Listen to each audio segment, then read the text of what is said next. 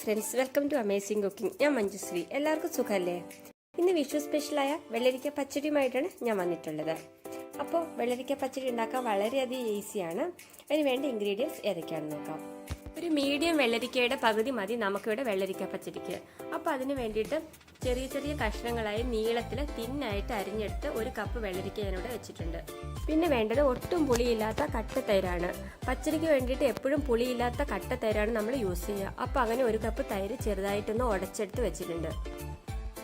അരമുറി തേങ്ങ ചിരണ്ടി എടുത്തത്, 1 ടീസ്പൂൺ നല്ല ജീരകം, 1 ടീസ്പൂൺ കടുകൊന്ന് ക്രഷ് ചെയ്തെടുത്തത്, 2 പച്ചമുളക് നീളത്തിൽ കീറിയത്, 1 തണ്ട് കറിവേപ്പില, ആവശ്യത്തിന് ഉപ്പ്.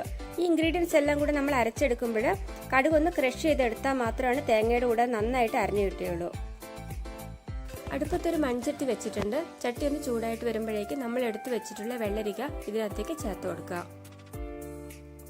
വെള്ളരിക്ക വെന്ത് വരാൻ ആവശ്യമായിട്ടുള്ള വെള്ളം ചേർത്ത് കൊടുക്കുക. ഈ വെള്ളരിക്കയ്ക്ക് ആവശ്യമായിട്ടുള്ള ഉപ്പ് നമുക്ക് ഈ സമയത്ത് ചേർത്ത് കൊടുക്കാം. ഒരു പച്ചമുളക് നീളത്തിൽ കീറിയത് ചേർത്ത് കൊടുക്കാം. കുറച്ച് കറിവേപ്പില അതിൻ്റെ മേലേക്ക് വിതറി കൊടുക്കാം. എല്ലാം കൂടി ഒന്ന് നന്നായി മിക്സ് ചെയ്ത് കൊടുക്കുക. എന്നിട്ട് ഇത് അടച്ചു വെച്ച് നമുക്ക് നന്നായിട്ടൊന്ന് വേവിച്ചെടുക്കണം. വെള്ളരിക്ക വേവുന്ന സമയം കൊണ്ട് നമുക്ക് അരപ്പ് തയ്യാറാക്കാം. മിക്സിയുടെ ജാറിലേക്ക് അരമുറി തേങ്ങ ചേർത്ത് കൊടുക്കുക. 1 ടീസ്പൂൺ നല്ല ജീരകം ചേർത്ത് കൊടുക്കുക. 2 പച്ചമുളക് നീളത്തിൽ കീറിയത് ചേർത്ത് കൊടുക്കുക. ഇതിലേക്ക് ക്രഷ് ചെയ്ത് വെച്ചിട്ടുള്ള കടുക് ചേർത്ത് കൊടുക്കുക. എന്നിട്ട് വളരെ കുറച്ച് മാത്രം വെള്ളം ചേർത്തിട്ട് നല്ല വെണ്ണ പോലെ അരച്ചെടുക്കുക. അരപ്പ് തയ്യാറാക്കാൻ എടുക്കുന്ന സമയം മതി വെള്ളരിക്ക് വെന്ത് കിട്ടാൻ. നമുക്കൊന്ന് ചെക്ക് ചെയ്യാം. നന്നായിട്ട് വെന്തിട്ടുണ്ട്. കഷ്ണങ്ങളൊക്കെ നല്ല ട്രാൻസ്പെറൻ്റ് ആയിട്ട് കാണുന്നുണ്ട്. വെള്ളമൊക്കെ നന്നായി വറ്റി വന്നിട്ടുണ്ട്. അപ്പോൾ ഈ സമയത്ത് നമ്മൾ തയ്യാറാക്കി വെച്ചിട്ടുള്ള അരപ്പ് ഇതിൻ്റെ കൂട്ടത്തിലേക്ക് ചേർത്ത് കൊടുക്കാം. തീരെ കുറച്ച് വെള്ളം ചേർത്ത് നമ്മൾ അരച്ചെടുത്തിട്ടുള്ളതാണിത്. എന്നിട്ട് എല്ലാം കൂടെ നന്നായിട്ടൊന്ന് മിക്സ് ചെയ്ത് കൊടുക്കുക. ഒരു ചെറിയ തീയിൽ വെച്ചിട്ട് 2 മിനിറ്റ് സമയം നമുക്ക് ഒന്ന് ഇളക്കി കൊടുക്കാം. ഈ തേങ്ങയുടെ പച്ച ടേസ്റ്റ് ഒന്ന് മാറി വന്നാൽ മതി. തേങ്ങ അധികം വെന്ത് പോകരുത്.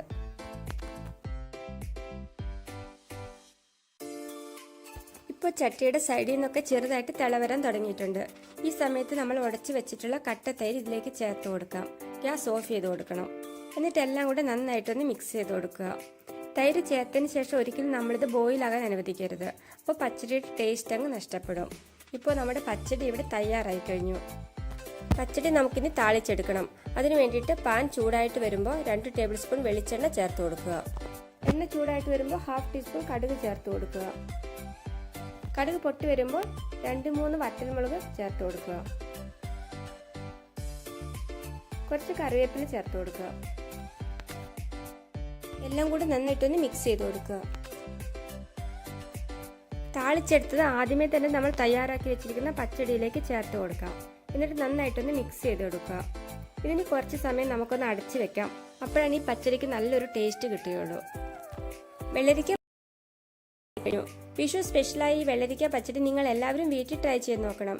എന്നിട്ട് ഇഷ്ടപ്പെട്ട ചാനൽ സബ്സ്ക്രൈബ് ചെയ്യാൻ മറക്കരുത്. അതോടൊപ്പം അടുത്ത് കാണുന്ന ബെൽ ബട്ടൺ ഒന്ന് പ്രസ് ചെയ്യാനും. എന്നാൽ മാത്രമാണ് ഞാൻ അടുത്തതായിട്ട് പോസ്റ്റ് ചെയ്യുന്ന വീഡിയോകളുടെ നോട്ടിഫിക്കേഷൻസ് അതേസമയം നിങ്ങൾക്ക് കിട്ടുകയുള്ളൂ. അപ്പോൾ ലൈക്ക് ചെയ്യുക, ഷെയർ ചെയ്യുക, കമൻറ്റ് ചെയ്യുക. അടുത്ത ദിവസം ഇതിൽ നല്ല മറ്റൊരു വീഡിയോ ആയിട്ട് നമുക്ക് വീണ്ടും കാണാം. അതുവരേക്കും ബൈ ബൈ.